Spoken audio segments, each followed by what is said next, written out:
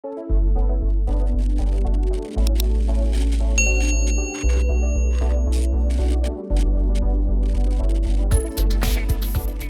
everyone, it's The Violet Reality. My name's Casey Rain. I'm Kim Camellia. We are back for another episode of Uncovering Prince, your favorite show on the funkiest channel on YouTube. Today we are here with the legends, Tony M, Sonny T from the NPG. Just tore it up in London last night. If there's an NPG show in your city, you need to go. Yes. That's all we're going to say. You need to go. No question. All right, let's get into this. Let's get deep. Sonny, 1976. You did a track with Prince, Got to Be Something Here. Yeah. One of the earliest tracks that Prince did ever recorded that's known about. What was he like back then as a musician? And we know that he looked up to you a lot. What were some of the things that you taught him? Well, he was really talented. It was more about chord structure and music for actually what he got from me. It's because he would just want to learn more chords. So he used to come over to my house. We sit on my bed in the bedroom all night and play all night. And, you know, and he was like, man, what is that chord? E minor 6, this is how you finger it. It sounds like this. And he picked it. Immediately, he just picked it right up. You know, it was amazing. So yourself, Prince, and Andre, you're all basically trying to learn all the instruments and do everything that everybody can do around this time. Yeah, everybody could play everything because he played bass guitar, keyboards. I played bass guitar, keyboards. I could play bass guitar, keyboards, and everything. And you were playing with your band, The Family. I was playing with The The Way in Minneapolis. That was The Way. Yeah, that's right. That's right. Wow. And you also Pierre Lewis was in the band. Yeah, Pierre Lewis was playing keyboards. Joe Lewis was on drums. Bill Perry on saxophone. Jeff Tresvant on trumpet. Randy Barber, rest in peace, my brother, played guitar. That's right. You know, it was a dope band. It was a rocking band. And it's crazy to hear about this kind of like early scene in Minneapolis because it wasn't known at that time for any like black music, like any soul. No, because you only had like one radio station at the time. And nowhere to play at. Right. Really nowhere to play at. But we played at Phyllis Sweetly Festival. The Way, in front of the Way. Play in front of the Way. We play at the Way, have a party and play at the Way at night. Yeah. The community center down there on Glenwood Avenue. Yep, exactly. You know, so. Andrea Swenson recently wrote a book which is named after the song Got to Be Something Here about those early days in Minneapolis. Right. You said in that book that you have a tape of yourself, Prince, and Pierre jamming, but you'll never release it or play it. Oh, no, that's really just so dope. Because I had all that equipment in my basement. And so they would come over and we had the keyboard set up, and had the bass amp set up, and had the guitar amp set up. And I had a reel tape, and I would just turn the tape on it. We would just go switch instruments, play. He would play drums. I play drums. He played keyboards. You know, we go back and forth. This would go on until my mom said, "If y'all don't quit making all that racket."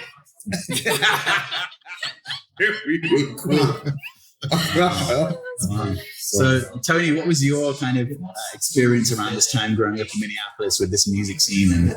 I was a shorty. I was a young kid coming up. I could call my man here, and he'd come to my house in North Minneapolis to show me chord structures, how to finger, everything. I mean, they were just so open to help anybody who wanted to be a part of the scene at that particular time. Again, Prince, I knew of him, knew about him, grew up in the same areas, neighborhood. Andre, his mom used to serve lunches at Harrison School, my elementary school. Oh, wow. That's right. So Miss Bernadette, you know what I mean? Right. Used to serve lunches. So again, we all knew of each other, knew each other, right? And again, you know, coming up and watching these cats play, you know, Damon was married to Randy Barber's sister. That's right. So, well, they weren't married, but they were together. And so we've known of each other. All these cats have known each other. Again, coming up at that time, the African-American community is very small and tight-knit.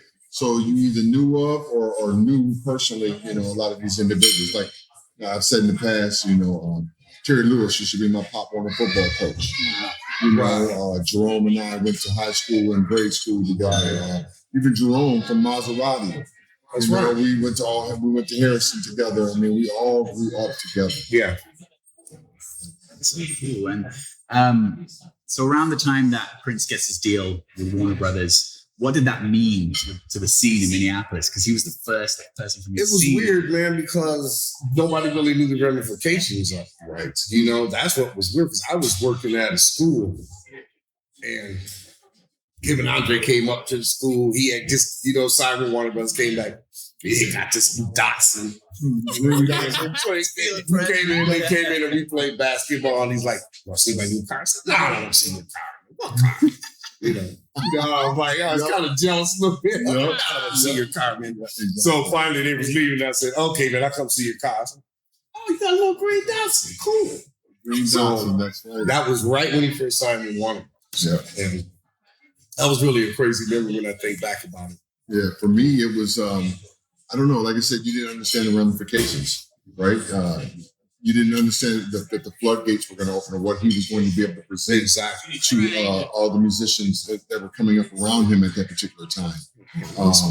You know, coming up, like I said, you know, when you're working, I don't even think they knew what they were creating, right? They were just musicians. They just had to play, right?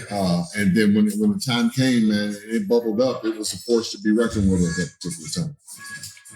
Did you kind of feel that, like, obviously he gets his deal and he starts doing his records, but was there a worry that he would just kind of disappear and be like, or did you know that he was going to do things like time? No, I never thought like bring everybody in as soon as he could? Like, yeah, I think we knew. I mean, I remember just even us coming up when Damon and Kirk coming up as dancers. I mean, I was in my band at 10 years old. Playing congas. But everybody said Prince ain't gonna do nothing for y'all. He ain't gonna. And we just never believed that. And it wasn't about him doing anything for us. It was about us honing our craft, doing what we wanted to do. And if that opportunity presented itself, guess what? We're gonna be ready to take it something to the party. You know? Yeah, it wasn't about us looking to jump on his bootstraps or back or anything. Right. He was doing his thing. If a door opened, that's a beautiful thing. Yeah. I'll never forget, there's an interview that you did back in the 90s, and somebody said to you, I think it was MTV or something, they were like, "What's it like working with Prince?" And you said, "You should ask him what it's like working with us." Oh, yeah, I did. I remember that. Let me say a true story. He laughed at that when he saw that interview. Right. He said, "That's what he's talking about." I mean, that's one thing he instilled with us, in us, was the confidence and that we're supposed to be here. Right. And, you know, not only, you know, is he giving us the opportunity, but we're giving him opportunities to also expand his sound and his repertoire. So he said, you know, you not only provide, you know, I'm not only providing you an opportunity, but you're giving me an opportunity. So that's kind of how I looked at it. I said, you know, we put in our dues. I mean, we hooked it and danced wherever we possibly could. Wow. And for as long as we could. And for some reason, he kept throwing out a breadcrumb. You know, we thought our big explosion was going to be in Purple Rain. Right. And that didn't happen. I'm saying everything happens for a reason. Yeah. Right. And I understand later now, believe me, when it was happening, we were salty. We were not happy campers.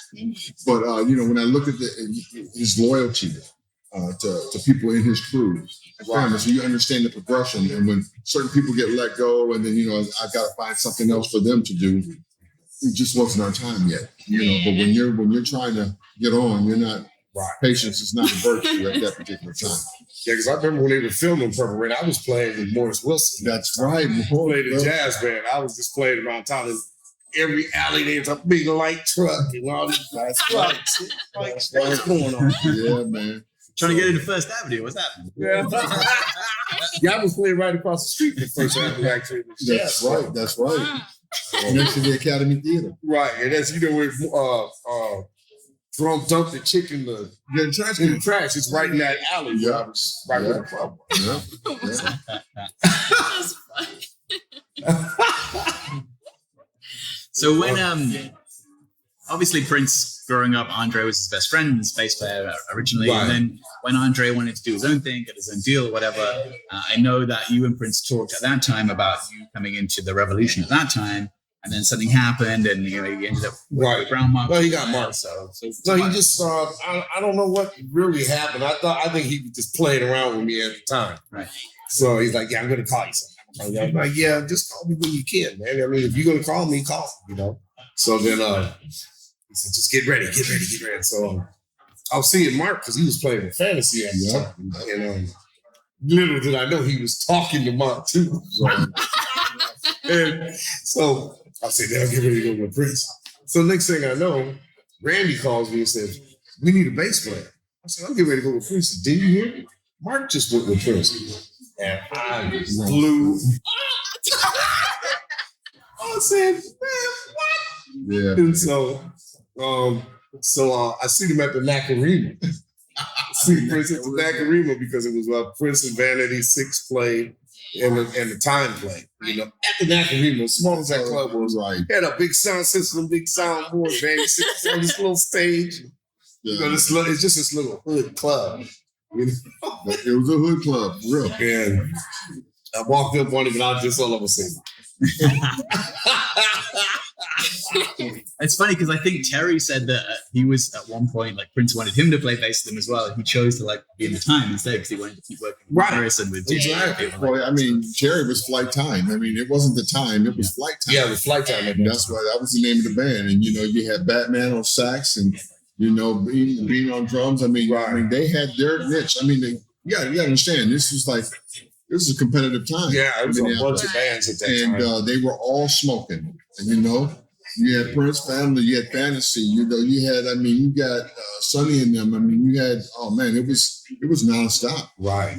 So for someone of that ilk to want to just bounce and, you know, go with that, he's like, wait a minute, we're trying to forge our own path. Right. So it was difficult decisions, but Prince had a penchant for telling people to come on, we're getting ready to go. Yeah. And then all of a sudden you look up and then you hear it. I mean, for us, it was Wally, Jerome, and Brooks all of a sudden up on stage. Wait, there's three of us, three of them. Right. Which they are brothers, we love them. Yeah. But it's really funny. That's the old Dancing in Purple Rain, right? It's you, yeah, like Damien, up on the rail. Absolutely. Wow, that's right. So how did that come about? Like, at what point during the creation of the film would you come into it and knew that you were going to have some kind of part in it? Yeah, it was interesting. It was funny because during that time we had won a couple dance contests. We were competing against Kirk and his crew, and Damon and I were a duo, and we were doing dance contests, and we ended up as extras on Purple Rain. And the funny part is that when they got ready to go into production, they said, we're not going to have you guys as extras, but you can be wranglers. Right. And that means we just gather up all the people so that they can be in the scene. Yeah. Like, we ain't going to be in the scene. Wait a minute. So whenever there was an opportunity, I remember Damon coming over to me. We had just finished, we were dancing in the bathroom. I think you guys have heard this before. We were dancing in the bathroom. Prince came and watched this. Right. 10 minutes to say a word left. And his role manager came up, Alan Leeds, came up and said, hey, when you guys dance in the bathroom? He said, yes. And Damon's like, Tony, come here. I'm like, no, man, I'm getting ready to get in this next scene. They pulled me in to be an extra in this next scene. So I'm going to get some camera time. Right. We were, I said, I'm going to get in this scene, man. Right. So I got my little photo shot and, sex shooting, Right. So we got that in and, Damon, came over with the tape and I said, oh, absolutely, man. And we, the rest was history at that point. We just kept moving from there. Yeah. Amazing. Sonny, you had at one point, around the time you joined the NPG, you also had a side project with Jana Anderson called The Crayons that became Minneapolis. The band was called Minneapolis. They had the song MPLS that came out on 1-800-NEW-FUNK. Did you guys do a whole album at that time? Was it going to be like a Crayons / Minneapolis band album? Like, what was the idea? It was just a one-off, really. Right. It was just, let's just try it. It was that kind of thing. Right. But it actually was pretty cool. I wanted to keep going. Yeah. But it was a great kind of a band concept and everything. And there was like that animated video or something. Right. That was cool. It was a good time. Yeah, it was great. That whole period was like an evolving thing for him too, actually, musically with the band and everything. It was just, now that I'm thinking back on it, he was really like high experimentation mode. He wanted to, you gotta sing this, you gotta try this, you gotta get out front and play this, you gotta do that. Oh man. Just learning your stuff. Yeah. So I just did it. So it was fun. So when Prince decided to form the NPG, this is after a time where it's 5 years after he's broken up the Revolution, and in that time period, he hasn't done any Prince and albums. There's no band albums. It's just Prince solo albums. Love Sexy and Batman soundtrack and stuff like that. So when he gets to this point where he wants to put another band together and have people involved, like do vocals and being more visible as a band, as a unit in the videos and stuff like that. How did that all come together? We both brought in at the same time, and like, other people brought in at the same time. You can speak on that because y'all were on the new tour. Yeah, we were on first on the new tour, and you started to hear in songs, New Power Generation of the Three Grid. You started to hear things, so he was starting to lay some groundwork, right? You don't know that coming in. And I remember we got the call. Levi called up and said, "Hey, I just want you guys to come out." And we came out and started rehearsing, and said, "Forming this new band, you want you guys to be a part of it, do all the choreography." And we're like, "Oh, finally, our time." So we went out and did the new tour, and things just started to evolve from there. Right, vocally and doing lyrics, and he didn't know anything about it. Play guitar, and it's funny. Because he acted like he didn't know, but he knew. Yeah. Because, while we were waiting in the wings, we just got tired and just said, we're going to form our own band. And we started working the college circuit with Kathleen, Kirk, and, Kirk's sisters. And we started just doing our own thing. And he came down to a show at the Riverview Supper Club. We were down there playing. It was us, Mint Condition. Wow. We were all down there playing at the Riverview Supper Club. And I remember he was sitting on the sideline. He, waved gaming over and said, "Hey, can we, he was trying to pump up Robin Power." Yes. He said, "Can she come up and dance?" And we're like, "Yeah, she can come on up and hit a couple steps." We blew her up and let her go back off the stage. But so again, it started to evolve, and then as we got ready to move into that Diamonds and Pearls phase, it was total collaboration, which was unheard of for him. Yeah, as far as letting everyone help co-create. Co-write. Just the business side of it, he was so open. He was cool. Yeah, he was so open about it. So I think with Diamonds and Pearls as a record and solo stuff that you did with Prince as well, it's among the sort of earlier stuff where he's fully embracing hip hop. And earlier on, like on the Black album, he was not feeling it. There was that track "Dead" on it, where he's like, and he wasn't feeling it or whatever. Yeah. And I often think like with Prince, when he's not feeling something, it only takes him hearing something in that genre that he likes to be like, "Oh, okay, now I get it." No, I get it. Right. So what were the hip hop records that you heard? I'd have to think. I think it was Public Enemy. Public Enemy. I think because they were more socially conscious, and it wasn't just a party all the time. Me. I'm this. I'm that. It was. It had some meat to it, and it had some context. And I think that's when his eyes started opening. And plus, we were just shoving it down his throat. We were like, "Man, did you hear this? Did you hear this? Listen to the ambiance here." Or, even Humpty Dance. That was a big one. Yes. Digital Underground. Digital Underground, man. Shock G and crew, man. We were playing that all the time. And even during the sound check, when he came in and accidentally saw me doing the vocals on that. He was like, "What?" It's kind of like, how could he not dig Digital Underground? They're called Sons of the P. Like, Right. How are you not going to get that? Right, exactly. And with George, like being on like Dre's album on The Chronic and stuff, like sooner or later, Prince is going to hear. You got to come up. Digging it. Like, he's going to get it. Wow, that's crazy. Exactly. Do you remember the first track that you did that you rapped on for Diamonds and Pearls? I don't. It was so fast and fierce. We were just cutting all the time. It was, I don't know if it was a flow. It was Brother with a Purpose, which didn't really end up on that album. But, we were just cutting, and he just, I remember the first time he asked me, did I have some lyrics for a song? We were in the studio, and he just turned to me and said, "You got something for this?" And me just being Northside, I got something for that. I didn't have anything. Exactly. And I said, "Give me a minute." So I went back and started jotting up some things, and he said, after I spit that, because he used to call me One Take T, right? Because I didn't like being in the studio. The boards are tweaking, all that stuff. I like to come in, lay my stuff. There you go. I'll come back when all the dressing is on and let me hear it then, right? So I cut it, and then I came back in. He said, "Tony, come check this out." I said, "Yep." And we did. I said, "Oh, yeah, that's nice." He said, "By the way," he said, "What else you got in your book?" And I started just rattling off lyrics I had. And another one that came up big for him was Money Man. Wow. I was just talking about the music industry. Where I came. And it's interesting. I know there was this lawsuit that came up, from Magnolia, the guy from Purple Rain, the producer. And he felt like Prince wrote that about him. These were lyrics that I had in a book prior to me even joining Prince's band. Wow. And I drew this off of stories that I heard. The inspiration was one of the American Music Awards when Little Richard came up and started doing his little speech about how nobody, gave me nothing or they tried to take everything. On my royalties. Then I started, reading up on more about artists not getting their publishing and, how they made all these hits and they're broke. Right. So that was my inspiration behind that, right? And how somebody else, could feel like Prince personally wrote that about him. That's some impact that you have. It was a false money grab. I mean, people got deposed and everything. And I'm like, I'm the one who wrote it and nobody deposed me. Right.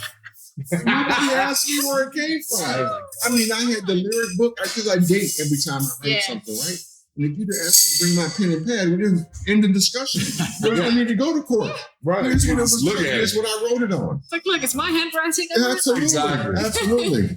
But yeah, Prince heard that. Wow. And he was like, oh my God. He said, I can't believe it. I mean, when I wrote that, I didn't think much about it, but what the impact would have. But, I met Tupac and Q-Tip and them, and they said that was one of the things from that album that just blew them away. And they said that was a real deal. So when I felt like I got their sign off, in the hip hop community, because again, as I tell people, I was battling two factions.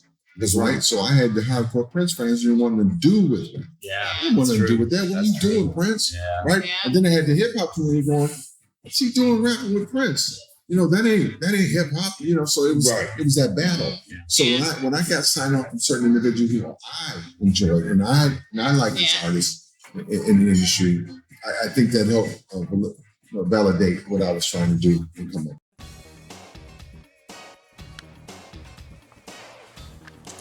Hi, I'm Elisa Fiorillo, and you're watching The Violet Reality on YouTube. All things Prince.